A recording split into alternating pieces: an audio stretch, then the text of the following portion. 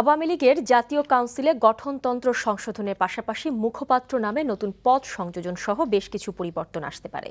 বিলুপ্ত করা হবে কেন্দ্রীয় উপকমিটির সব সহ সম্পাদকের পদ। সাংগঠনিক সম্পাদক সহ বাড়ছে কমিটির আকার। আওয়ামী লীগের কাউন্সিল নিয়ে মুকসিমুল আহসানের ২ পর্বের ধারাবাহিকের প্রথম পর্বে থাকছে গঠনতন্ত্রের সংশোধন ও কমিটির সম্ভাব্য পরিবর্তনের খবর।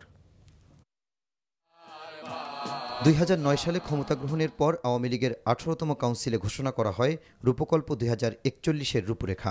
আর ২০১৪ সালের ৫ জানুয়ারি নির্বাচনী ইশতেহারে ঘোষিত রূপকল্প ২০৪১-এর রূপরেখা সন্নিবেশিত হবে ২০তম কাউন্সিলের ঘোষণাপত্রে। গঠনতন্ত্রের সংশোধন সহ বেশ কিছু পরিবর্তনও আসছে এবারের ত্রিবার্ষিক কাউন্সিলে। ২০১৯ সালের নির্বাচন এবং পরবর্তী ২০৪১ সাল পর্যন্ত বাংলাদেশের ভাগ্য কিভাবে নির্ধারিত হবে, উন্নয়নের যেই যাত্রা সেটা কিভাবে আমরা ছক আঁকবো, সেইটার একটা সুনির্দিষ্ট গাইডলাইন এই কাউন্সিলের ঠিক হবে।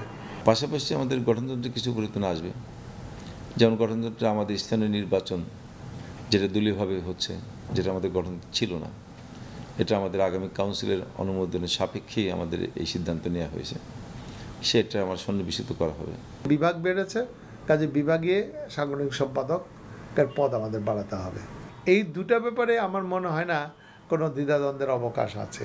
এই মুহূর্তে তো আমাদের যা মহিলা নেতৃত্ব আছে আমাদের সেন্ট্রাল কমিটিতে, সেখানেও কিছু সংখ্যা বাড়তে পারে।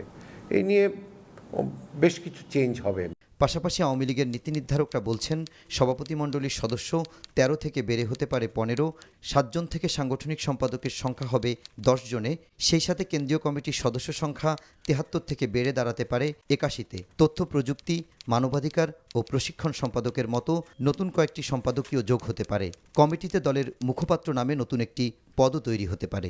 কিছু কিছু আমাদের তৃণমূল জেলার বা উপজেলার থেকে এই ধরনের তারা অনেক সময় কিছু দাবি রেখেছেন যে আমাদের যদি একজন মুখপাত্র থাকে তাহলে আমরা সবাইয়ের কথা না শুনে তার কথাটা শুনে বুঝবো যে এটাই দলীয় সিদ্ধান্ত, অতএব এটা একটা বিবেচনাধীন। কেন্দ্রীয় উপকমিটির সহ সম্পাদকের সংখ্যা নির্দিষ্ট করে বলা সম্ভব নয় জানিয়ে আওয়ামী লীগের নেতারা বলছেন বিষয়টি নিয়ে বিরক্ত দলের কেন্দ্রীয় নেতারাও। সাব কমিটির যে সহ সম্পাদকের পদ সংখ্যা, এটা নিয়ে আসলে বিভ্রান্তি আসে, এটা নিয়ে আমরা নিজেরাও খুব এটা নিয়ে বিব্রত অবস্থায় আছি। এটার ব্যাপারে আমাদের একটা সিদ্ধান্ত আছে যে আমাদের এই সহসম্পাদকের যেগুলো আছে সবগুলোই আমাদের বিলুপ্ত করা হবে। দলটির নেতারা মনে করেন এমন সব পরিবর্তনের পাশাপাশি পরিবর্তিত হতে পারে আওয়ামী লীগের ২০তম ত্রিবার্ষিক কাউন্সিলের পূর্ব নির্ধারিত ২৮শে মার্চের তারিখ। Muksimul Ahsan, NTV news, Dhaka.